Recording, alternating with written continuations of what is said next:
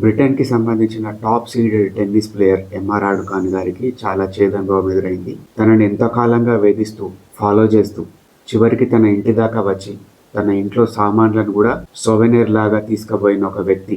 అతడు ఆమెను ఫాలో అవుతూ సింగపూర్ నుంచి అబుదాబికి, అబుదాబి నుంచి దోహాకి, దోహా నుండి దుబాయ్లో జరుగుతున్న మ్యాచ్కి కూడా వచ్చిండు.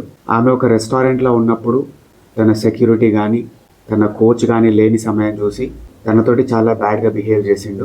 అదే వ్యక్తి మరుసటి రోజు తను ఆడుతున్న గేమ్ లోపల ఆడియన్స్ స్టాండ్ లోపల వచ్చి కూర్చున్నాడు. దాన్ని చూసి తను భయంతో వణికిపోతూ ఏడుస్తూ అంపైర్ దగ్గరికి వెళ్ళి విషయం చెప్పింది. అతన్ని స్టేడియం నుండి ఎస్కార్ట్ చేసి బయటకు తీసుకెళ్ళిపోయిండ్రు. ఒక ప్రెడేటరీ వల్చర్ లెక్క, ఒక డెమానిక్ బీయింగ్ లెక్క బిహేవ్ చేస్తూ ఉంటారు కొంతమంది మగవాళ్ళు. నేను పర్సనల్గా ఇటువంటి సెక్షువల్ అఫెన్సెస్ లోపల, క్రైమ్ లోపల పార్టిసిపేట్ చేసిన వ్యక్తులు, శిక్ష అనుభవిస్తున్న వ్యక్తులు జైల్లో ఉన్నప్పుడు వెళ్ళి మాట్లాడిన వాళ్ళ దగ్గర ఎటువంటి రిమోర్స్ ఉండదు. అవతల పర్సన్ ఒక మనిషి అనే ఎంపతి ఉండదు. వీళ్ళ దగ్గర ఒక తెలివని ఒక ఎంటైటిల్మెంట్ ఉంటుంది. మేము ఏదైనా చేయొచ్చు, ఒక తెలివని అబ్సెషన్, ఫిక్సేషన్ కనిపిస్తుంది వీళ్ళ దగ్గర.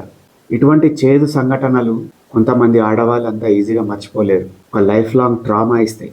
నేను ఎప్పుడైనా చెప్పేది అమ్మాయిలకు, అమ్మ మీకు ఎప్పుడైనా ఒక బలమైన గట్ ఫీలింగ్ అనిపిస్తుంది, ఎదుట ఉన్న వ్యక్తి he can do some kind of harm అని ఒక చిన్న గట్ ఫీలింగ్ వస్తుంది.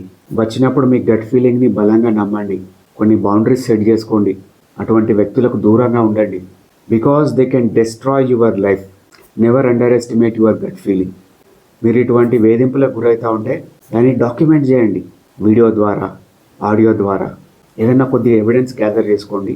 లీగల్గా మూవ్ అవ్వండి. మీ యొక్క మనసు కుదుట పడడానికి థెరపీ తీసుకోండి. చాలా హెల్ప్ఫుల్గా ఉంటుంది.